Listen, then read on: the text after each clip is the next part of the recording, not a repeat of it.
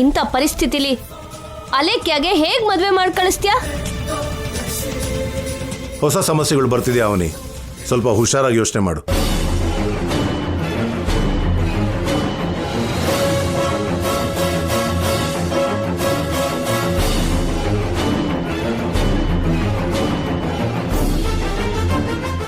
ಅಷ್ಟು ಕೂಲಾಗಿ ಬಂದು ಕೂತ್ಕೊಂಡ್ರು, ಅಷ್ಟು ಸಿಂಪಲ್ ಆಗಿ ಓಕೆ ಅಂದ್ರು. ಹೊರಡಬೇಕಾದ್ರೆ ಈ ಟಾಪಿಕ್ ಶುರು ಮಾಡಿದ್ರು ಅಂದ್ರೆ ನನಗೆ ಯಾಕೋ ಅನುಮಾನ ಬರ್ತಿದೆ.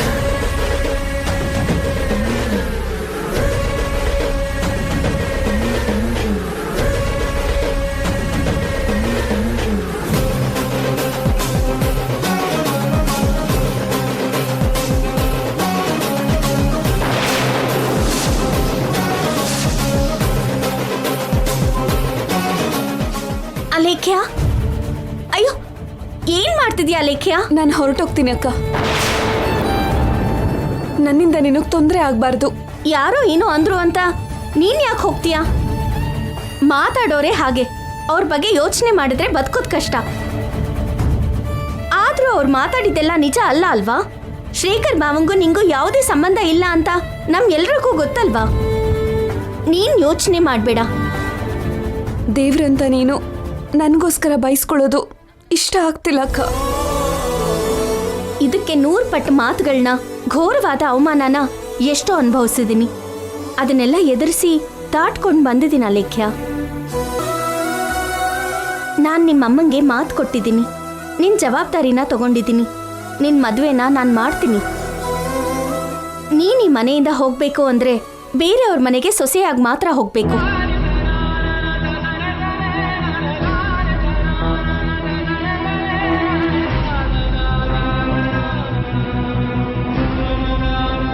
ನನ್ನೊಬ್ಳು ತಾಯಿಯಾಗಿ ಪ್ರೀತಿಸ್ತಿದ್ಯಾ, ಒಬ್ಬ ತಂದೆಯಾಗಿ ನಡೆಸ್ತಿದ್ಯಾ,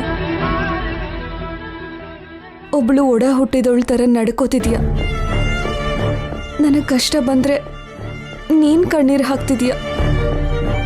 ನಮ್ಮಮ್ಮಂಗೆ ಕೊಟ್ಟಿರೋ ಒಂದು ಮಾತಿಗೋಸ್ಕರ ಇಷ್ಟೆಲ್ಲ ಯೋಚನೆ ಮಾಡ್ತಿದ್ಯಾ. ನೀನು ಅಕ್ಕನಾಗಿ ಕಾಣಿಸ್ತಿಲ್ಲ, ಅಮ್ಮನಾಗಿ ಕಾಣಿಸ್ತಿದ್ಯಾ. ನನಗೋಸ್ಕರ ನೀನು ಇಷ್ಟೆಲ್ಲ ಸಹಿಸ್ಕೋತಿರೋದು ನನಗಿಷ್ಟ ಆಗ್ತಿಲ್ಲ. ನನಗೆ ತಡ್ಕೊಳಕ್ಕಾಗ್ತಿಲ್ಲ. ನಾನು ಈ ಮನೇಲಿ ಇರೋದಿಲ್ಲ ಅಕ್ಕ. ನಾನು ಹೊರಟೋಗ್ತೀನಿ ಪ್ಲೀಸ್.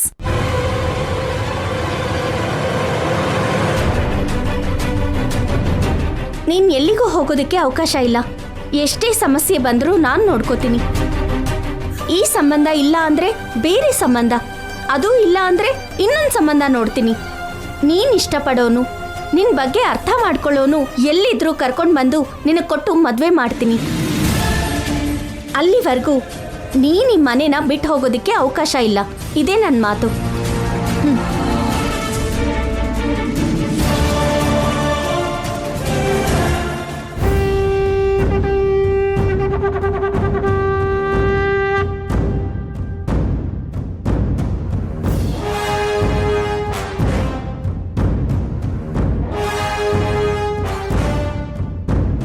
ಬುಜ್ಜಿ, ಆ ಫೋನ್ನ ಕೈಲಿ ಹಿಡ್ಕೊಂಡು ಕಾಯ್ತಾ ಇದೆಯಲ್ಲ, ಯಾರಾದರೂ ಫೋನ್ ಮಾಡ್ತಾರಾ ಹೇಗೆ? ಹಾ ಹೌದು. ಯಾರಿಂದ? ಇವಾಗ ತಾನೇ ಹೊರಟೋದ್ರಲ್ವಾ, ಆ ಗಂಡಿನ ಮನೆ ಕಡೆಯವರಿಂದ. ಅವರಿಂದನಾ? ಯಾಕೆ ಯಾಕೆ ಅಂತ ಇವಾಗ ಕೇಳಿಸ್ಕೋ, ಗೊತ್ತಾಗತ್ತೆ. ಹಲೋ. ತುಂಬಾ ಥ್ಯಾಂಕ್ಸ್ ಅಮ್ಮ. ಯಾಕೆ ಆಂಟಿ? ನಿಮ್ ಮನೇಲಿ ನಡೆದಿದ್ದನ್ನೆಲ್ಲ ನೀನ್ ನಮ್ಮ ಹತ್ರ ಹೇಳಿದ್ದಕ್ಕೆ. ಅವ್ರ ಬಗ್ಗೆ ನೀನ್ ಮೊದ್ಲೇ ಹೇಳಿದ್ದಕ್ಕೆ ಸಂಬಂಧನ್ ಬೇಡ ಅನ್ಕೊಂಡು ಕ್ಯಾನ್ಸಲ್ ಮಾಡ್ಕೊಂಡ್ವಿ. ನಮಗ್ ಗೊತ್ತಾಗ್ಲಿಲ್ಲ ಅಂದಿದ್ರೆ ಸಂಬಂಧ ಒಪ್ಕೊಂಡು ಮೋಸ ಹೋಗ್ತಿದ್ವಿ. ಮದ್ವೆ ಆದ್ಮೇಲೆ ರಹಸ್ಯಗಳು ಬಯಲಾಗಿದ್ರೆ ನಮ್ ಮಗ 4 ಜನರ ಮುಂದೆ ತಲೆ ಎತ್ತೋದಕ್ಕಾಗ್ತಿರ್ಲಿಲ್ಲ. ನಾವು ಕೂಡ ನಮ್ ಸಂಬಂಧಿಕರಿಗೆ ಉತ್ತರ ಕೊಡಕ್ಕಾಗ್ತಿರೋ ಪರಿಸ್ಥಿತಿಲಿ ಇರ್ತಿದ್ವಿ. ನಮ್ಮನ್ನ ದೊಡ್ಡ ಗಂಡಾಂತರದಿಂದ ಪಾರು ಮಾಡಿದ್ದಕ್ಕೆ ಮತ್ತೊಂದ್ಸರಿ ನಿನಗೆ ಥ್ಯಾಂಕ್ಸ್ ಹೇಳ್ತಿದ್ದೀನಮ್ಮ. ಅವನಿ ಎಲ್ಲರಿಗೂ ಹೀಗೆ ಮೋಸ ಮಾಡ್ತಾ ಇರ್ತಾಳೆ ಆಂಟಿ. ಅದಕ್ಕೆ ಅವಾಗವಾಗ ಅವಳನ್ನ ನಾವು ತಡಿತಾ ಇರ್ತೀವಿ. ಅಂಥವರು ಮನೇಲಿ ಇರಬಾರ್ದಮ್ಮ. ಕುಟುಂಬಕ್ಕೆ ಕೆಟ್ಟ ಹೆಸರು ಬರುತ್ತೆ. ಆದ್ರೆ ಮನೆ ಸೊಸೆ ಆಗೋಗಿದಾಳಲ್ವಾ, ಹೊರಗಡೆ ಕಳ್ಸೋ ತುಂಬಾ ಕಷ್ಟ. ಸರಿ ಆಂಟಿ ಇಡ್ತೀನಿ. ಸರಿನಮ್ಮ. ನನ್ನ ಹೆಸರು ಮಾತ್ರ ಹೊರಗಡೆ ಬರಬಾರ್ದು. ಅಯ್ಯೋ ಎಂತ ಮಾತಮ್ಮ, ನಮಗ್ ಉಪಕಾರ ಮಾಡಿದೀಯಾ, ನಿನ್ನ ಹೆಸರು ಹೊರಗಡೆ ಬರಕ್ ಬಿಡ್ತೀವಾ? ಯಾವುದೇ ಕಾರಣಕ್ಕೂ ಇಲ್ಲ. ಇಡ್ತೀರಮ್ಮ. ಸರಿ. ಈ ಸಂಬಂಧ ಹಾಳಾಗೋದಕ್ಕೆ ನೀನಾ ಕಾರಣ ಬುಜ್ಜಿ. ಗಂಡಿನ ಕಡೆಯವ್ರಿಗೆ ಶ್ರೀಕರ್ ಅಲೇಖ್ಯ ಮಧ್ಯ ನಿಜವಾಗ್ಲೂ ನಡೆದಿರೋದು ಮಾತ್ರ ಅಲ್ದೆ ನಾನೊಂದ್ ಸ್ವಲ್ಪ ಮಸಾಲ ಆಡ್ ಮಾಡಿ ಹೇಳ್ದೆ, ಅದಕ್ಕೆ ಬೇಡ ಅಂತ ಹೇಳಿದ್ರು. ಬುಜ್ಜಿ, ನೀನ್ ಮೊದಲೇ ಎಲ್ಲ ಹೇಳಿದ್ಮೇಲೂ ಕೂಡ ಅವರು ಹುಡುಗಿನ ನೋಡೋದಕ್ಕೆ ಬರ್ದೇನೆ ಇರ್ಬೋದಿತ್ತಲ್ವಾ? ಆದ್ರೂ ಯಾಕೆ ಬಂದ್ರು?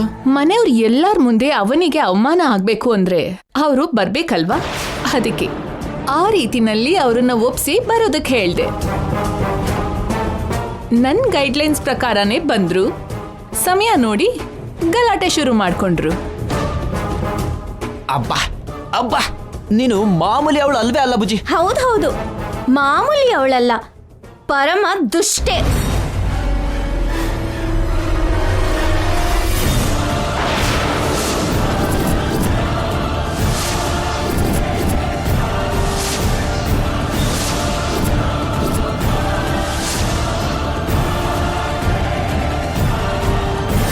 ನಿನ್ ಮೇಲೆ ನನಗೆ ಅನುಮಾನ ಬಂತು. ಗಂಡಿನ ಕಡೆಯವರು ಇದ್ದಾಗ್ಲೇ ಈ ವಿಷಯ ಹೊರಗಡೆ ಬಂದಿದ್ರೆ ಎಲ್ಲರೂ ಮುಂದೆ ಎಲ್ಲರ ಮುಂದೆ ಚಪ್ಪಲಿ ತಗೊಂಡು ನಿನ್ ಹೆಂಡತಿ ಹಲ್ಲು ಉದುರಿಸ್ತಾ ಇದ್ದೆ. ಏ ಮುಚ್ಚಿ ಬಾಯಿ.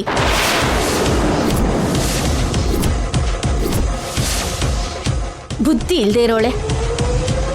ಒಂದ್ ಹೆಣ್ಣಿನ ಜೀವನನ ಉಳಿಸೋದಕ್ಕೋಸ್ಕರ ನಾನು ಕಷ್ಟ ಪಡ್ತಾ ಇದ್ರೆ ಹೀಗ್ ಮಾಡ್ತೀಯಾ? ಒಬ್ರಿಗೆ ಒಳ್ಳೇದ್ ಮಾಡ್ದೆ ಹೋದ್ರೂ ಪರವಾಗಿಲ್ಲ, ಆದ್ರೆ ಕೆಟ್ಟದ್ ಮಾಡ್ಬಾರ್ದು. ಒಳ್ಳೇದು ಕೆಟ್ಟದ್ರ ಬಗ್ಗೆ ನೀನ್ ನನಗೆ ಹೇಳ್ಕೊಡ್ತಿದ್ಯಾ? ಯಾಕೆ? ಒಳ್ಳೇದು ಕೆಟ್ಟದ್ರ ಬಗ್ಗೆ ಹೇಳೋ ಅರ್ಹತೆ ನನಗಿಲ್ವಾ? ಇಲ್ಲ. ನಿನಗಿದ್ಯಾ? ಆಗ್ಬೇಕಾಗಿರೋದು ಆಗೋಯ್ತಲ್ವಾ, ಇವಾಗ ಯಾಕೆ ಈ ಕಿತ್ತೋಗಿರೋ ಡಿಸ್ಕಷನ್? ಇವಳು ನಿನ್ ಹೆಂಡತಿ ಆಗಿರೋ ಮಾತ್ರಕ್ಕೆ ಇವಳು ಮಾಡೋ ಪ್ರತಿ ಕೆಟ್ಟ ಕೆಲ್ಸನೂ ಹೇಗ್ ಸಮರ್ಥಿಸ್ತೀಯ ಬಾವ? ನಿನ್ ಮನೆ ಬಗ್ಗೆ ನಿನಗೆ ಯೋಚನೆನೇ ಇಲ್ವಾ? ನಿನ್ ತಂದೆ ತಾಯಿ ಬಗ್ಗೆ ನಿನಗೆ ಬೇಜಾರಾಗಲ್ವಾ? ನನಗೆಲ್ಲರಿಗಿಂತ ನನ್ನ ಬುಜ್ಜಿನೇ ಇಂಪಾರ್ಟೆಂಟು. ಹೌದು, ಯಾವತ್ತೋ ಒಂದಿನ ಇವಳು ನಿನ್ ಬೆನ್ನಿಗೆ ಚೂರಿ ಹಾಕೋವರೆಗೂ ಬದಲಾಗಲ್ಲ. ಇಲ್ಲೋಡು, ನನ್ನ ಬುಜ್ಜಿ ನನಗೆ ಹಾಗೆ ಮಾಡಲ್ಲ. ನಿನ್ ವಿಷಯನ ಎಲ್ಲರ ಮುಂದೆ ಹೇಳ್ತೀನಿ ಬಾ. ಏ ಬಿಡು. ಏ ಬಿಡೆ. ಬಾ. ಅವನಿ, ನಿನಗೆ ಬಿಡು ನನ್ನ. ಸ್ವಲ್ಪ ಜಾಸ್ತಿ ಇದೆ ಅಂತ ನನಗೆ ಗೊತ್ತು, ಬಿಡು. ಏ ಬಾ. ಅವನಿ ಸುಮ್ಮನೆ ಬಿಡ್ತೀಯಾ? ಎಷ್ಟು ಪವರ್ ಇದೆಯಾ ನಿನಗೆ? ಎಷ್ಟು ಈಸಿಯಾಗಿ ಹೇಳ್ಕೊಂಡು ಹೋಗ್ತಾ ಇದೆಯಾ? ಬಿಡು ನನ್ನ. ಕೃಷ್ಣನ್ ಹೆಂಡ್ತಿನೇ ಹೇಳ್ಕೊಂಡು ಹೋಗ್ತೀಯಾ? ಬಿಡು ನನ್ನ. ಚಿಕನ್ನು ಮಟನ್ ತಿಂದು ಬೆಳೆಸಿರೋ ಬಾಡಿ ಇದು, ಟನ್ ಗಟ್ಲೆ ಬಲ ಇದೆ. ದಮ್ ಇದ್ರೆ ಇವಾಗ ಹೇಳಿ, ಇದ್ ನಿನಗೆ ಚಾಲೆಂಜ್ ಕಣೆ. ದಯವಿಟ್ಟು ಕೈ ಬಿಡ್ತೀಯಾ? ಬಿಡಲ್ಲ. ಬಿಡ್ತೀಯಾ ಇಲ್ವಾ? ಬಿಡಲ್ಲ ಅಂದ್ಮೇಲೆ ಬಿಡಲ್ಲ. ಜೋರಾಗಿ ಎಳ್ದೆ ಅಂದ್ರೆ ಇವಳು ಕೈ ಕಿತ್ಕೊಂಡ್ ಬರತ್ತೆ. ಕೃಷ್ಣ ಬಿಡ್ಬೇಡ ನನ್ನ. ಅವನಿಗೆ ಕೈ ಬಿಡು. बुझे तू चिंता मत करना, मैं हूं ना कृष्ण. ಅವನೇ ತೋರ್ಸು ನಿನ್ ಬಲನ.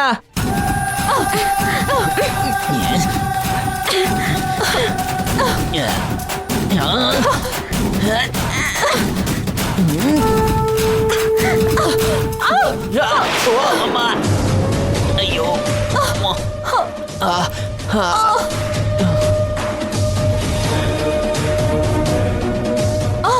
ಅವನಿ ಬಾರೆ. ಬುಜ್ಜಿ, ಅವನಿ ಬಿಡು ನನ್ನ. ನಿನ್ ತೂಕ ಕಡಿಮೆ ಮಾಡ್ಲೇಬೇಕು ಬುಜ್ಜಿ. ಕ್ವಿಂಟಲ್ ಮೂಟೆ ಮೈಮೇಲೆ ಬಿದ್ದಂಗಾಯ್ತು. ಅಯ್ಯಮ್ಮ ಬುಜ್ಜಿ. ಅವನಿ ಬಿಡು. ಬಾ. ಬಿಡು ಅವನೇ ಅವನೇ ಸ್ವಲ್ಪ ನಿಂತ್ಕೋ. ಅವನಿ ಹಾಗೆ ಹೇಳ್ಕೊಂಡು ಹೋಗ್ತಾ ಇದೆಯಲ್ಲ, ಒಳ್ಳೆ ಎಮ್ಮೆನ ಹೇಳ್ಕೊಂಡು ಹೋಗೋ ಹಾಗೆ. ಇವಳು ಕೂಡ ಹೆಚ್ಚು ಕಡಿಮೆ ಹಾಗೆ ಅಲ್ವಾ? ಏ ಬಾರೆ. ಅವನಿ ಅವನೇ ಮನೆ ಸಮಸ್ಯೆಗಳ ನಡುವೆ ಕಾವ್ಯನ್ ಮನೆಗೆ ಹೋಗೋದನ್ನೇ ನಿಲ್ಸಿದೀವಿ. ಒಂದ್ಸರಿ ಕಾವ್ಯನ್ನು ಅಳಿಯನ್ನು ನೋಡ್ಕೊಂಡ್ ಬಂದ್ರೆ ಚೆನ್ನಾಗಿರುತ್ತೆ. ಅತ್ತೆ, ಅತ್ತೆ. ಅವನಿ ಕೂಗು ಸಿಡ್ಲಿನ್ ತರ ಕೇಳಿಸ್ತಿದೆ ಅಂದ್ರೆ ಹಾಲಲ್ಲಿ ಬೇರೆ ಯಾವುದೋ ಪಂಚಾಯಿತಿ ಶುರುವಾಗುತ್ತೆ ಅಂತ ಅರ್ಥ. ನೋಡೋಣ ನಡಿ. ನಡಿ. ಏನಾಯ್ತು ಅವನಿ? ಬಾವಾ. ಅತ್ತೆ, ಮಾವ. ಏನವನಿ? ಈಗಷ್ಟೇ ಗಂಡಿನ ಕಡೆಯವ್ರ ಗಲಾಟೆ ಮುಗೀತು, ಮತ್ತೆ ಏನ್ ಗಲಾಟೆ ಶುರು ಮಾಡಿದ್ಯಾ ನೀನು? ನಮ್ಮ ಮನೆ ಒಂದು ಯುದ್ಧ ಭೂಮಿ ತರ ಆಗೋಗಿದೆ. ಏನ್ ನಡೀತಮ್ಮ?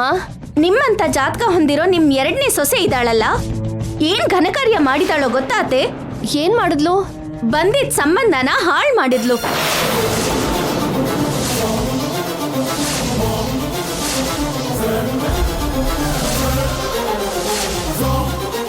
ಗಂಡಿನ ಕಡೆಯವ್ರ ಹತ್ರ ಫೋನಲ್ಲಿ ಮಾತಾಡ್ತಿರೋದನ್ನ ನೋಡ್ದೆ.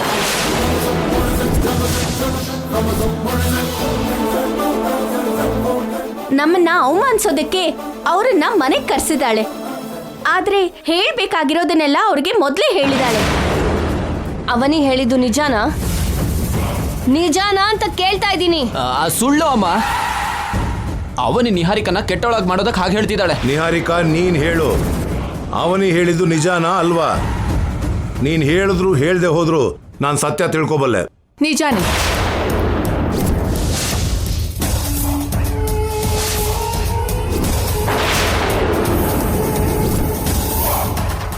ಸಂಬಂಧನ ಹಾಳು ಮಾಡಿದ್ದು ನಾನೇ. ಹೌದಾ?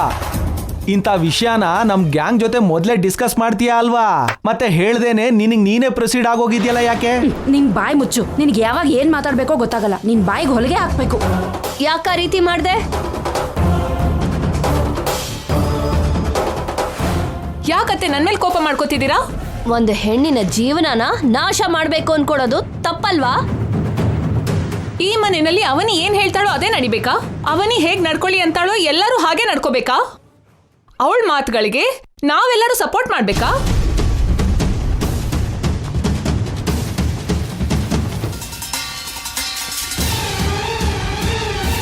ಅಲೇಖ್ಯನ ತಂದು ಮನೆಯಲ್ಲಿ ಇಟ್ಕೊಂಡಿದ್ದಾಳೆ. ಇವಾಗ ಮದ್ವೆ ಅಂತಿದ್ದಾಳೆ. ಅಲೇಖ್ಯ ಮದ್ವೆ ಮಾಡ್ಬೇಕು ಅಂದ್ರೆ ಖರ್ಚು ಕಡಿಮೆ ಆಗತ್ತಾ ಹೇಳಿ?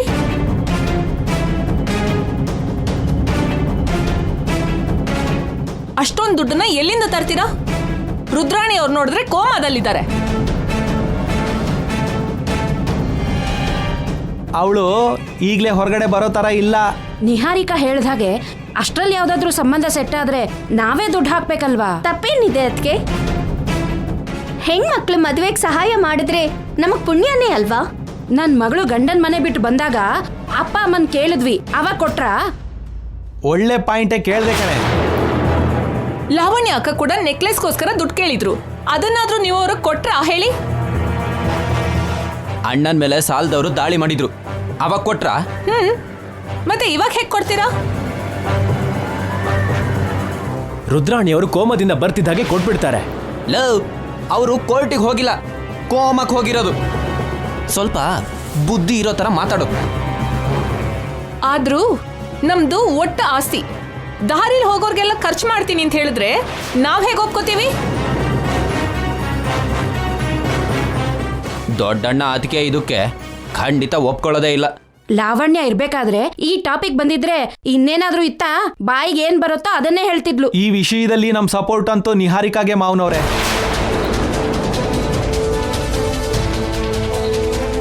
ಮನೆ ಅಳಿಯ ಆಗಿರೋರು ನೀವು ಪ್ರತಿ ವಿಷಯದಲ್ಲೂ ಬೇಜವಾಬ್ದಾರಿಯಿಂದ ಮಾತಾಡ್ತಿರಲ್ಲ. ನೋಡಿದ್ರಪ್ಪ ನನ್ ಗಂಡನ ಎಂಥ ಮಾತಂದ ಅಂತ? ನಾನ್ ಸುಮ್ನೆ ಇದ್ದು ತಿಂದು ತಿರ್ಗಾಡ್ತಾ ಇಲ್ಲ, ಮನೆ ಕೆಲ್ಸನೆಲ್ಲ ನೋಡ್ಕೋತಾ ಇದ್ದೀನಿ. ಆ ರೀತಿಲಿ ನೋಡಿದ್ರೆ ನಾನ್ ನಿಮ್ಮ ಅಕ್ಕನ ಜೊತೆ ಈ ಮನೇಲಿ ಕಾಲಿಟ್ಟಾಗಿಂದ ಲೆಕ್ಕ ಹಾಕಿದ್ರೆ ನೀವೇ ನನಗ್ ಬಾಕಿ ಕೊಡ್ಬೇಕು. ಇನ್ ಸಾಕು, ನಿಲ್ಸಿ ನಿಮ್ಮ ಮಾತು.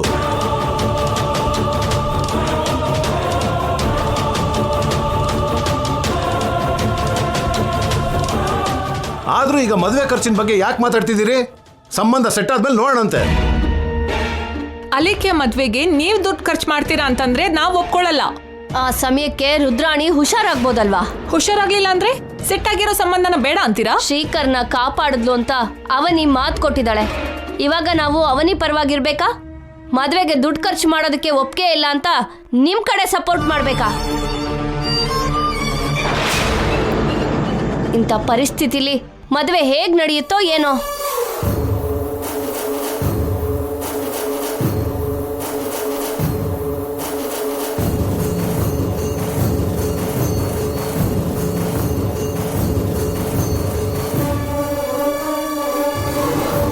ನಿನ್ ರಹಸ್ಯನ ಬಯಲ್ ಮಾಡ್ದೆ ಅಂತ ಇಂಥ ಕೆಟ್ಟ ಬುದ್ಧಿನ ತೋರಿಸ್ತೀಯ?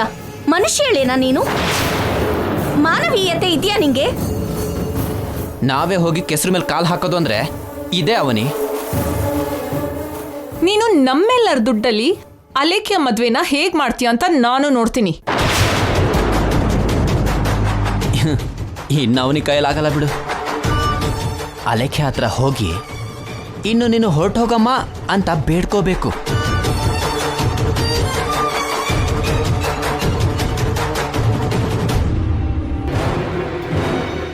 ಇವರೆಲ್ಲರೂ ಒಡ ಹುಡ್ತವ್ರಲ್ಲ, ವೈರಿಗಳು.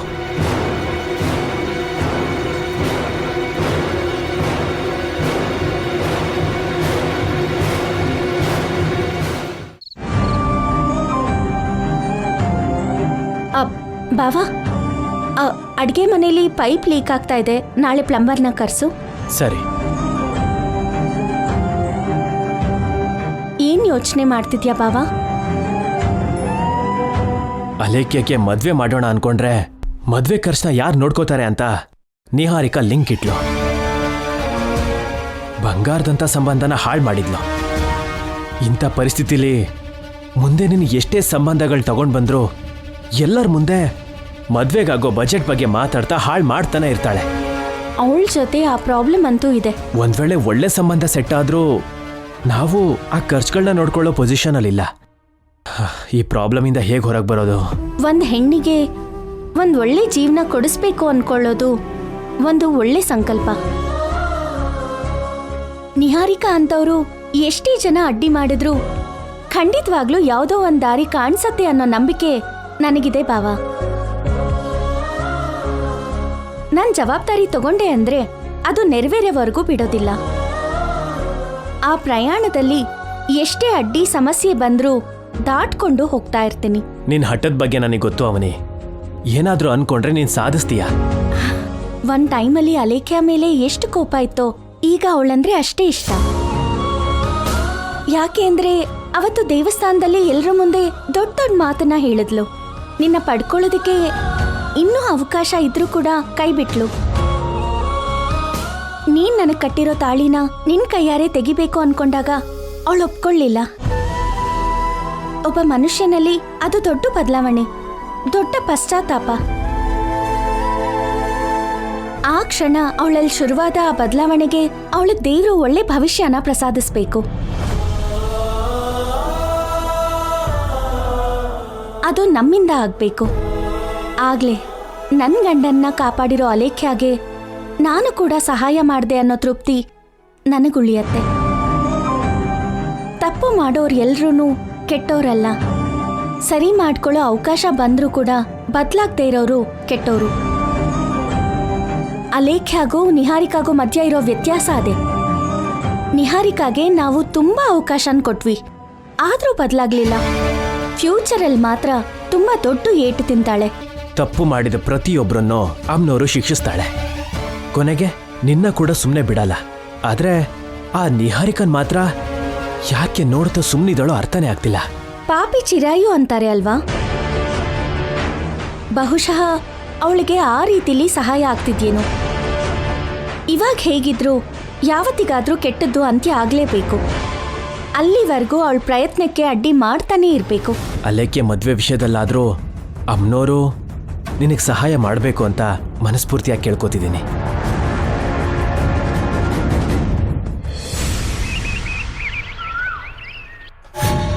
ಅತ್ತೆ ಆಸ್ತಿ ಅಳಿಯ ದಾನ ಮಾಡ್ದ ಅನ್ನೋ ಹಾಗೆ ಅವನಿ ನಮಗ್ ಬರ್ಬೇಕಾಗಿರೋ ಪಾಲಿನ ದುಡ್ಡಲ್ಲಿ ಅಲೇಖ್ಯ ಮದ್ವೆ ಮಾಡ್ಬೇಕು ಅಂತ ತುಂಬಾ ದೊಡ್ಡ ಪ್ಲಾನ್ ಮಾಡಿದ್ಲು. ನೀನ್ ಸರಿಯಾಗಿ ತಡ್ದೆ. ನಮಗ್ ಸಂಬಂಧಪಟ್ಟಿರೋ ಪಾಲ್ಗಳಿಂದ ಬಿಡಿಗಾಸ್ ಕೂಡ ಹೊರಗಡೆ ಹೋಗೋಕ್ ಬಿಡಬಾರ್ದು. ಅಲೇಖ್ಯ ಇದಕ್ಕೂ ಮುಂಚಿನ ಥರ ನಮ್ ಜೊತೆ ಸೇರಿ ನಮ್ ಪಾರ್ಟಿಲಿ ಇದ್ದಿದ್ರೆ ಸರಿ ಬಿಡು ಅನ್ಕೋತಿದ್ದೆ.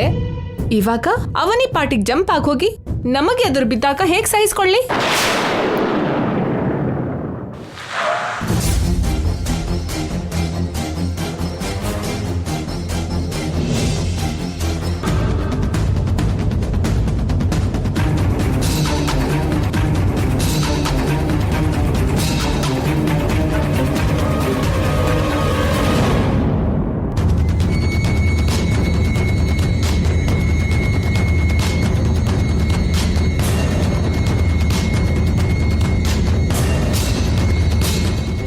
ಆಸ್ತಿ ಭಾಗ ಮಾಡೋದಕ್ಕೆ ಲಾಯರ್ನ ನೀನೇ ಕರ್ಸಿದ್ಯಾ ಏನು? ಅಷ್ಟು ದೊಡ್ಡ ನಿರ್ಧಾರ ತಗೊಂಡ್ರೆ ನಿಮ್ಗೆಲ್ಲ ಹೇಳ್ದೆ ಇರ್ತೀನ ನಾನು. ಮತ್ತೆ ಲಾಯರ್ ಯಾಕೆ ಬಂದಿರೋದು?